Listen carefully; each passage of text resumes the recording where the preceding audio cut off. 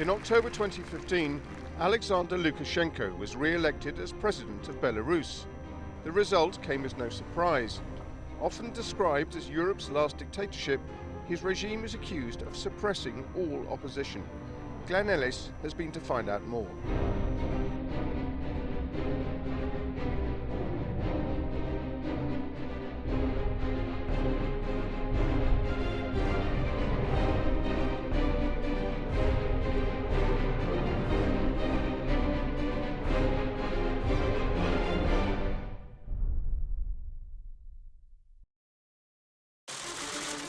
It came as no surprise who won the presidential election in Belarus last October.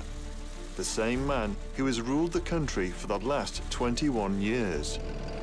With an economy in tatters and a long list of human rights violations to his name, Alexander Lukashenko presides over Europe's closest equivalent to North Korea. Time-warped Belarus, a former republic of the Soviet Union, provides a glimpse into what life was like before the collapse of the USSR, where the secret police are still called the KGB, and even going to the theater could result in a prison term. Elections in such a utopia are rarely unpredictable.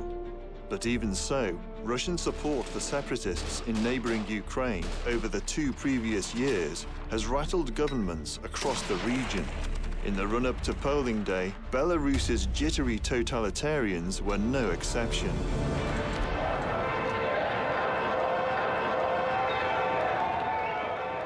It's the day before the election, and Mykola Statkevich, the one man who could pose a real threat to Lukashenko, has called a rally. Дякую всім, хто прийшов, хто набрався мужності і смілості в этой заполоханной країні, виявити свою волю и показать свое право збираться разом у центре Минска и казать про то, про что мы лічимо необходимым. Following the last presidential election in 2010, street protests ended with a brutal crackdown. Thousands were arrested, some tortured. Statkevich was put on trial and spent almost 5 years in prison. He is barred from standing for president, despite massive public support. Нація живая! Покуль за її нехто змагається! Покуль ми живі! Білорусь буде жити! Живе Беларусь! Живе Беларусь! Живе Беларусь! Живе Беларусь! Живе Беларусь! Elsewhere in the capital, Lukashenko's small team of paid supporters makes quite a contrast to the thousands who have turned out for Statkevich. But the president does have the backing of the KGB, the militia, and the army.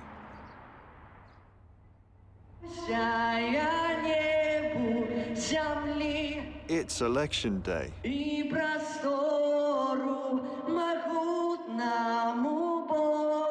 And for many here, the child singers, cheap vodka, and discount vegetables are the main reason to come to the polling stations.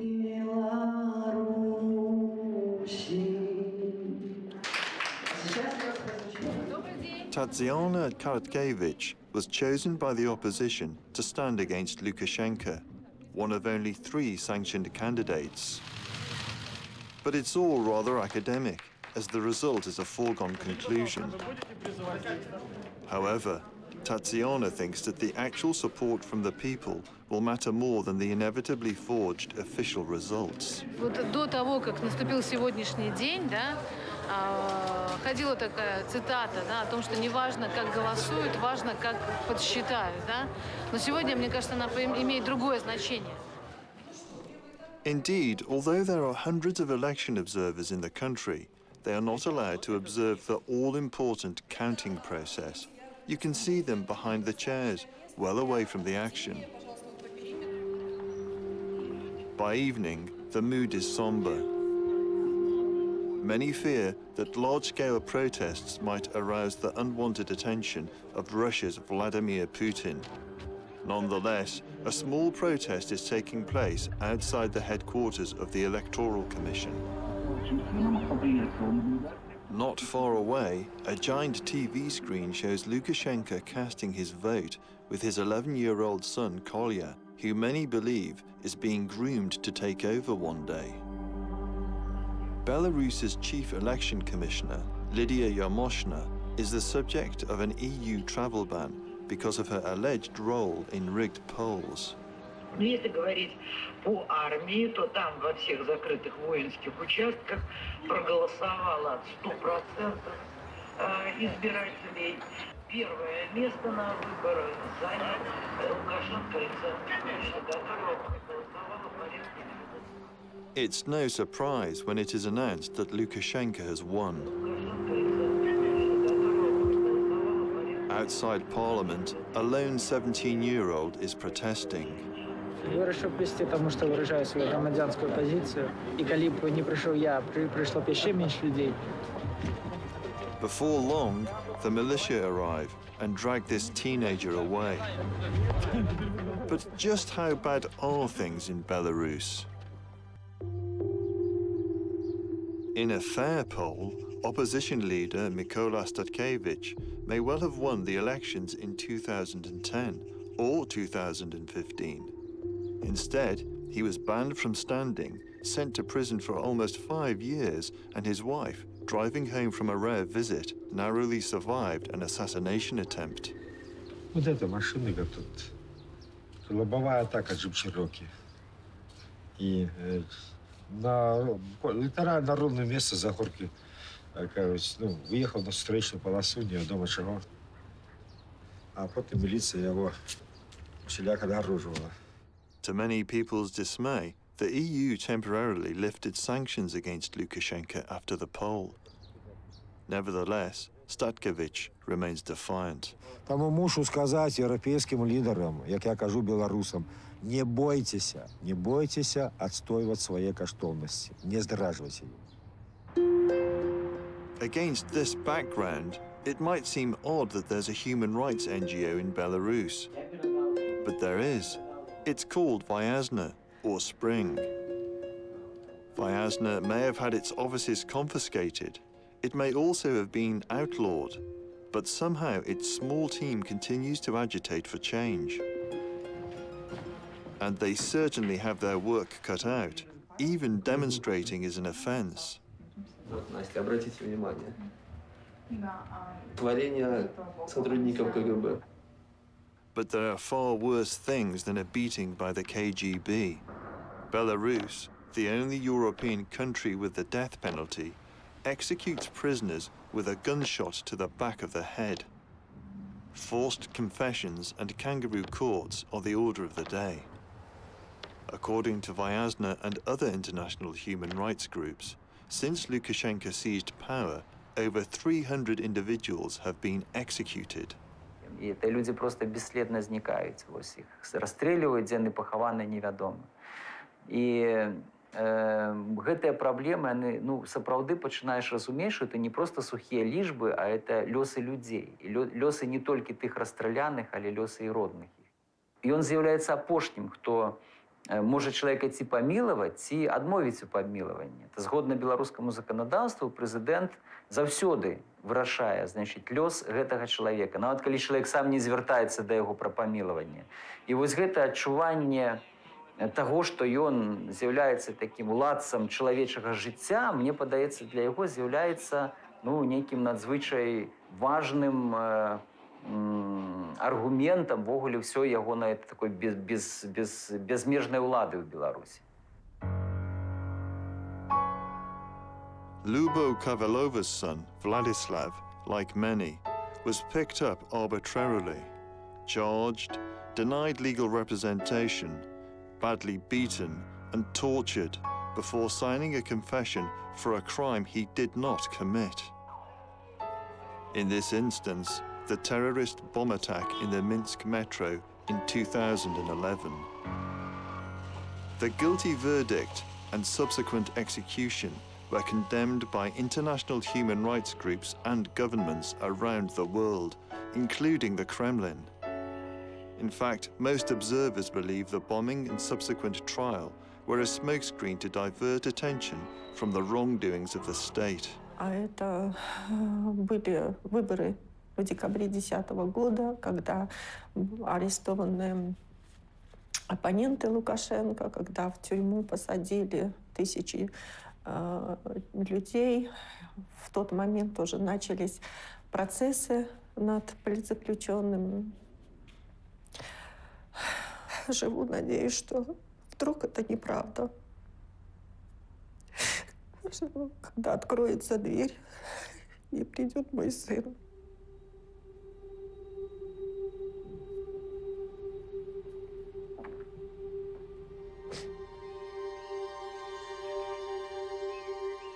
Lukashenko's opponents say his disregard for human life is epitomized by his denial of the threat still posed by the Chernobyl nuclear disaster. This is the Chernobyl zone, a large area that spills over the border from Ukraine into Belarus, which took 70% of the fallout. The zone will remain badly contaminated for hundreds of years.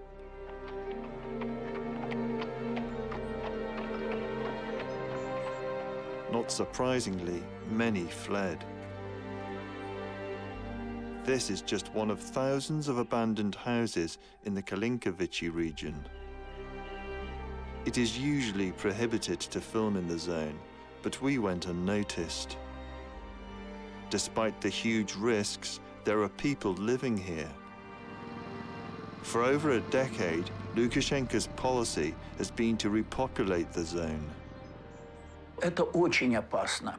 И когда наш заявлял, давайте возвращаться на те территории, мол, что вы тут, там уже хорошо, безопасно, я вам даже финансово помогу, чтобы вы перебрались туда, это кощунство.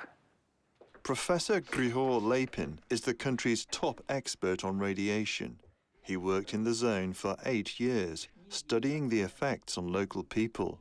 He believes it's a ticking time bomb. То есть здесь все время идет вот такая возня за то, чтобы убедить всех. Да нет никакого Чернобыля. Все это чепуха. Это обман. Under Lukashenko's orders, previously abandoned fields in contaminated areas are being cultivated for purely economic reasons, part of a drive to make the zone profitable in a country already in desperate financial straits. But of course, it's the land that poses the biggest threat as radioactive elements find their way via the food chain into the human body, giving those who have returned a dangerous dose of radiation. Вот сегодня эти люди набирают эти дозы, у них меняется их система, меняются какие-то параметры, которые скажутся на их потомках. Despite a 45-fold increase in thyroid cancers among children, some live under the illusion created by the government that all is safe. Отлично. Наросло и картошки, и капусту. Все есть у нас. Все. Только не леноваться, а работать. Пенсионерам можно кто доля, раби, пей, ешь. В магазин, на базар иди, что хочешь, что угодно. Купи и ешь. Все. Others are less optimistic. But with little help from the state and nowhere else to go, they have few options. Как и сейчас болеют. Сегодня молодые быстрее падают, чем уже. Наверное, старые люди уже как-то они освоились, а молодые все болеют. Нам сегодня он по сколько годов, все болит. Страшно уже дальше, мы не знаем, что завтра будет. Uladzimir Kashchenko is one of only a handful of survivors from the teams that went to work at Chernobyl when the reactor blew. Almost all are dead. Rather ominously, his name is already on the memorial.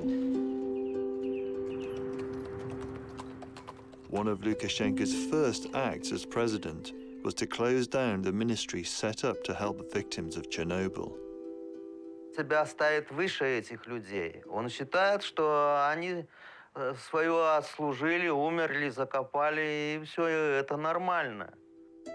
As well as thyroid cancers, doctors point to soaring rates of prostate cancer and a steep rise in leukemia in the region. But once again, official policy is to deny any link to Chernobyl. Это уже табу, это как запрещено. У нас по закону получается, что ты должен доказывать, что ты чернобылец. Тогда тебя будут лечить. Как докажешь? Никак не докажешь. Даже если онкология, и то не признается.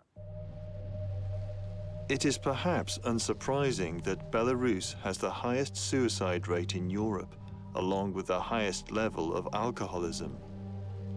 But take a look at Lukashenko's official website, and it would seem that things couldn't be any better. It shows the president smiling paternally below the national flag. There are endless feel-good photos of the 61-year-old Keep Fit fanatic, as well as videos showing him meeting other autocrats and bathing in the reflected glory of World War II veterans. His cult of personality is reminiscent of others. Эта система Лукашенки, она має свої корені, має свій подмурок на тим, що було створено ще у совєтські і у сталінські часи. Lukashenko nurtures the idea that Belarus is a Soviet utopia. Nowhere is this more evident than the newly opened National Museum of the Great Patriotic War. But Hitler isn't the only mustachioed dictator on display. Even here, it's hard to avoid Lukashenko and his heir-apparent son, Kolya. School children are fed a diet of propaganda about World War II and the triumph of communism. It's all part of the propaganda machine. Any report which deviates from the official line is pounced on. Journalists are routinely charged or imprisoned, yet somehow they continue to work. This is Belsat TV, which operates out of a flat somewhere in Minsk. Here, journalists compile reports which are sent covertly to Warsaw in Poland and beamed back by satellite. If somebody have chosen the work of journalists in countries such as Belarus, he's a little bit crazy. We are beaten by police, we are detained by special forces, but we are finding our energy because we know we are working for our audience. They will not receive information if we will not do our job this day. We had a day when every flat of every worker was raided by secret police. Everything was confiscated. That day, we have managed to make our main news in the evening on the borrowed cellular phones. Lukashenko has had an equally toxic effect on the cultural life of Belarus, presenting Minsk as a communist paradise. In fact, Minsk is the cleanest capital in the world. Armies of unemployed, regardless of age and health, are forced to clean the streets to avoid paying a parasite tax introduced earlier this year by Lukashenko to punish the unemployed. It's all part of a collective whitewashing. But some artists have come up with ingenious ways to evade state control. This is the Belarus Free Theatre. It was co-founded by theatre producer Natalia Koliada, who now lives in exile in England and helps coordinate performances remotely from London. We have an amazing group of people who work underground in Belarus. So we come on Skype to say hello. And those moments are very important to us personally over here. They put on clandestine performances in basements, warehouses, and even in the forests on the outskirts of Minsk. Audiences are texted 24 hours before a performance to meet at a secret rendezvous from where they are taken to the play. If everything is fine, then you will not be arrested. But what happens very often, KGB park their cars where we perform, and they will film audience. And then they start to blackmail you. They might say that if you continue to go and attend shows, you will lose your education. If you still go and see the shows, your parents will lose their jobs. Despite all of this, there's no shortage of people ready to take the risk. This brave audience was willing to be filmed. То, что мы делаем, естественно, это вызов для нас, прежде всего, как для актеров, и вызов для властей, потому что мы говорим на темы, на которые вообще не принято у нас говорить, запрещено. Но зачем молчать о том, что важно? Кто-то же должен говорить. This play deals with a period early on in Lukashenko's regime in the late 90s and early 2000s, when people who for one reason or another had angered the dictator were kidnapped, tortured and murdered, their bodies never found. Потому что все происходит не с нами. Понятно. Хотелось кричать от ощущения какой-то дикой несправедливости. Кричать! Кричать! Кричать! Not surprisingly, this play is banned in Belarus, where such crimes are committed. Oleg Volchak heads a commission set up by the opposition to look into the disappearances. A former investigator in the prosecutor's office who investigated human rights abuses, Volchak was forced to resign shortly after Lukashenko came to power. И самое страшное, что к этому причастны не бандиты, не причастны какие-то там, криминальные авторитеты, не причастна какая-то организованная международная преступность, а именно белорусские спецслужбы и руководители страны, те, которые были. The disappeared include politicians, businessmen and journalists. Сегодня ситуация такова, что мы, люди в Беларуси, не защищены от таких спецподразделений, которые могут посреди белого дня нас побить, задержать, вывести в лес, к примеру, похитить. It is not only political activists who are cleaned away. Those who don't look clean enough for the clean streets of Minsk are never safe. Volchak has received chilling information that homeless people are being cleansed from the capital. Это держат, не знаю, пытают, не пытают, но, по крайней мере, периодически их вывозят куда-то. This disturbing story has been told by homeless people themselves. Alexei Shardro, a Catholic layman known by those he helps as Brother Luigi, is a trained nurse. He rescues elderly homeless people and takes them to a shelter he has set up. Даже как-то я раз сидел в доме в бедных, и они рассказывали между собой, что когда там кто-то приезжал в Белоруссию, там перед выбором бедных вывозила милиция за 150 километров, и их выкидывали ночью, зимой с машины, чтобы они до Минска не добирались. Кому-то смолу на голову выливали, кого-то это водой обливали. Anywhere else, this man would be lauded as a hero, but not in Belarus. Brother Luigi has been repeatedly threatened by the KGB. И Осовик этот говорил, что закрывай дома, разгоняй всех, и я дело закрою, и я в ход его не пущу. Но я говорю, я людей выкидывать не буду, и я не буду закрывать дома. Поэтому, говорю, я остаюсь до конца, говорю, верен Иисусу, говорю, я иду вперед. У меня дороги назад, говорю, нет. The future of the shelter is now uncertain. Back in the capital, Lukashenko has been inaugurated as president for a 5th term, promising to serve until the end of his days. With his re-election safely behind him, and with no apparent irony, Europe's last dictator again promised to live up to the responsibilities of his office.